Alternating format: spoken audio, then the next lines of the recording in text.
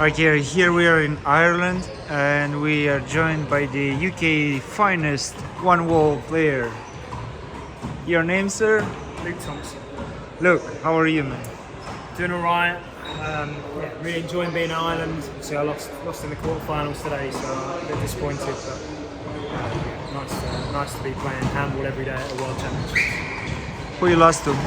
I lost to Nazir Marston. It was really tight.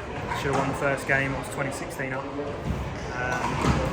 So I didn't, and then the game turned in his favour, and he did really well. He played a great game in the second game. Yeah, he beat me. Are you still having doubles? Yeah, we've got doubles coming up. We've got two players from the Basque Country in the first game. I'm playing with Johnson Gonzalez, who's a player from New York. So I've seen him play out in New York a few times. Got lovely hands, hits the ball really well. So yeah, I'm looking forward to that, and we'll see how we do. You've been winning. You've been winning all right. I think you're winning because you have a good support system, right? I definitely do. Where is? My girlfriend's down there.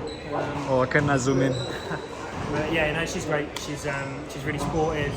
She's always pushing me to train, which is great because I train a lot, so I need a girlfriend that's willing to accept me doing that.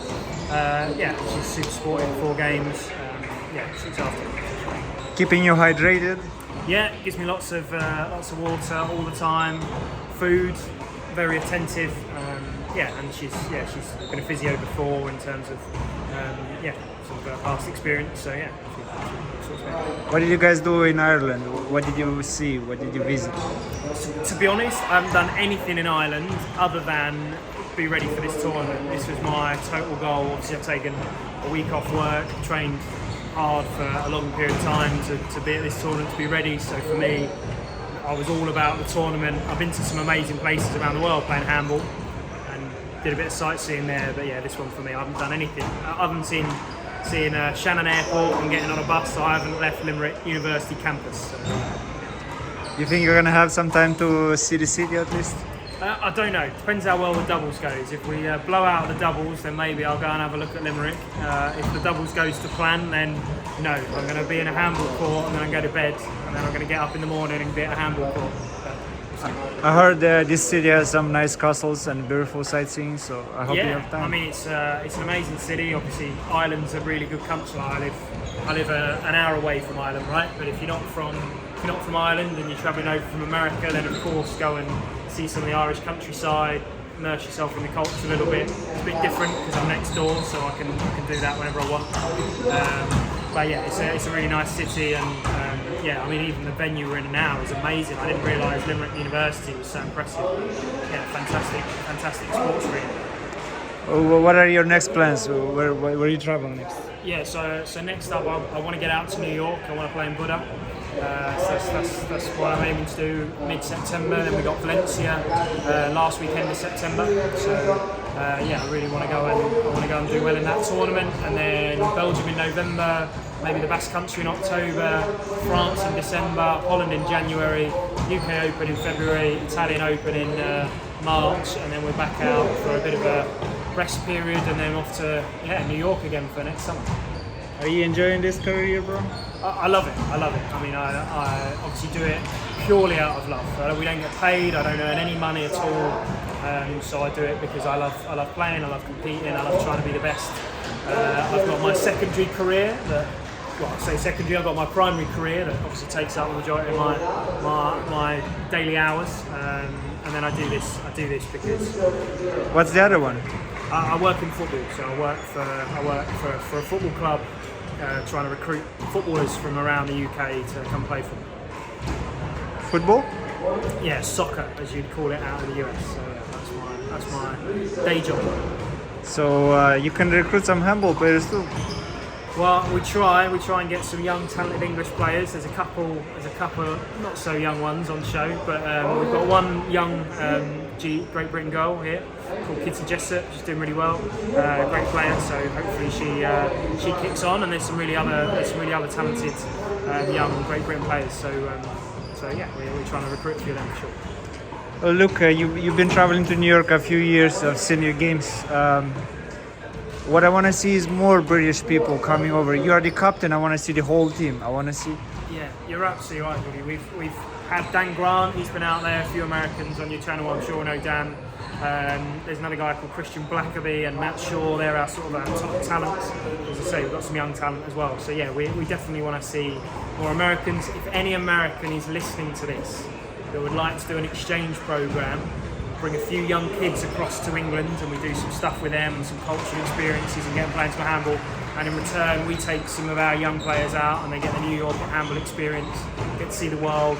If anybody wants to engage with that, help us set that up, you know, of course we're always looking for possibilities to do that. So. That sounds amazing. Can we talk more about it? Like, how do you see it? Like a week or a month? How do you see it? Yeah, I think it'll be great for a period of time over summer, even if it's 5 days to a week. We bring some of the kids out there. They get to experience what handball's like in New York. Get to see maybe one of the big tournaments would be great. Get to see some of the culture of, you know, New York is a beautiful city and it's a real street sport in that city. Whereas here you see, like, it's a different environment, right? Like you're indoors playing on wooden walls. It's a different type of feel. It's a different atmosphere.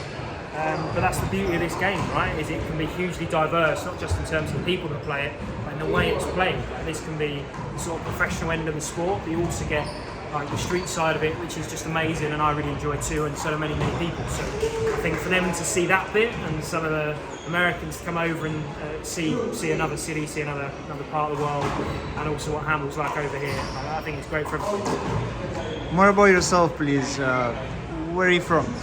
So I'm from London, in England, well, just outside London, a place called Kent. Grew up there. Got siblings? You got brothers? No, I'm an only child, which is probably why I'm so competitive. Very big sports fans. Played a lot of football, soccer growing up. Was a squash player. Played rugby fives, which is English sport, and then converted to wall ball. And I was about 17, so I didn't pick this up till I was 17, which is older than a lot of people. When you look at, you've got under 11s categories now playing, so they're going to be great players in a few years' time. Yeah, just been very sporty in my life, and then found a sport I loved. You play any sports right now besides handball? No, occasionally I have a run out for a football team if they're looking for a ringer, but no, generally I just play wall ball now. Try and stay injury free as much as possible, but train every day, so keeps me active. You play a very classic game, like serve away and kill. Yeah, I mean, I think I'm 5'7". I'm not the quickest, I'm not the biggest, I'm not the strongest. I'm not going to out-battle people, probably not going to outrun too many people now. I'm getting a bit older. So look, my game's got to be about what I'm good at, and I don't think there are many better shooters in the world than me when I'm on form. So I try and shoot every opportunity I get, and if I hit it, then I win the point. If I miss, then well done to you. You get a chance to serve at me. So that's my style. And that's when I'm at my best. So the more games that are in that mode for me, the better. How old are you? I'm 31 now. And you call that old?